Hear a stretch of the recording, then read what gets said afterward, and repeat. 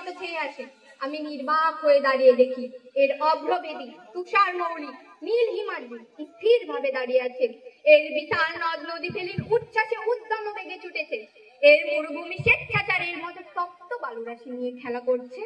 সত্য সম্রাট, কোথাও দেখি কালীপন বর ভোমরে মাথা উঁচু করে দাঁড়িয়ে আছে, কোথাও বিরাট বর্ষণীয় চারিদিকে ছড়িয়ে পড়েছে, কোথাও মদ মত্ত মাতঙ্গ জঙ্গম পর্বত সম মন্থর গমনে চলেছে, কোথাও মহাভুজঙ্গম অলসিংসার মতো বক্ররেখায় পড়ে আছে, কোথাও বা মহাসিংহ কুরুঙ্গম শূন্য পেক্ষণে চেয়ে আছে। আর সবার ওপরে এক সৌম্য গৌর দীর্ঘকান্তি জাতি এই দেশ শাসন করছে। তাদের মুখে শিশুর সারল্য, দেহে বজ্রের শক্তি, চক্ষে সূর্যের দীপ্তি, বক্ষে বার্তার সাহস। এ সূর্য পরাজয় করে আনন্দ আছে। পুরুষকে বন্দি করে আনি দেখুন, সে কি বললে জানো? কি সম্রাট? আমি জিজ্ঞাসা করলাম, আমার কাছে কিরূপ আচরণ প্রত্যাশা করল? সে নির্ভীক নিষ্কম্প স্বরে উত্তর দিল, রাজার প্রতি রাজার আচরণ। চমকিত হলাম, ভাবলাম একটা জাতি বটে। আমি তৎক্ষণাৎ তাকে তার রাজ্য প্রত্যর্পণ করলাম। সম্রাট মহানুভব। মহানুভব?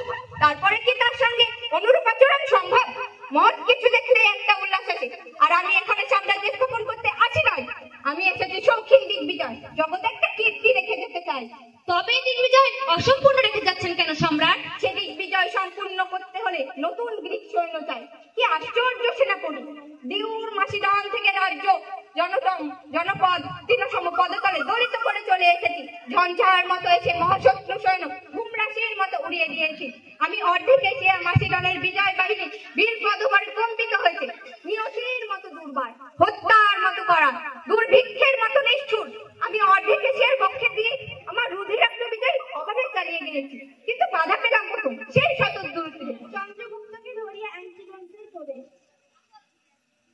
কি সংবাদ অ্যান্টিগন্স? ওকে গুপ্তচর। সে কি গুপ্তচর? আমি দেখলাম এক শিবিরের পাশে বসে নির্জনের শুষ্ক তালপত্রে কি লিখছিল। আমি দেখতে চাইলাম, পত্রখানি দেখালো, পড়তে পারলাম না, তাই সম্রাটের কাছে নিয়ে এসেছি। কি লিখছিলে যুবরাজ? সত্য বলো। সত্য বলবো রাজাধিরাজ, ভারতবাসী এখন মিথ্যা কথা বলতে শিখে নাই। উত্তম, বলো কি লিখছিলে? আমি সম্রাটের বাহিনী চালনা, বহু রচনা প্রণালী এইসব মাসাপতি কাল ধরে শিখছিলাম। কার কাছে? এই সেনাপতি।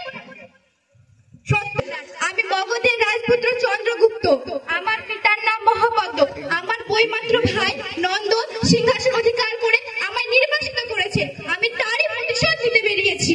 তারপর শুনলাম গ্রিক সেনাপতির এক অদ্ভুত বিজয় বার্তা। অর্ধেক এসিটা করতলে দলিত করে নদ নদী গিরি দুর্বার বিক্রমে অতিক্রম করেছে।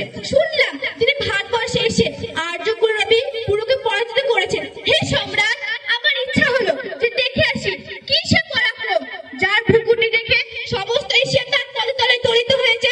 কোথায় সে শক্তি লুকায়িত আছে? আর্যের মহাবীর্য যার সংঘাতে বিচলিত হয়েছে, তাই এই সেনাপতির কাছে এসে শিক্ষা করছিলাম।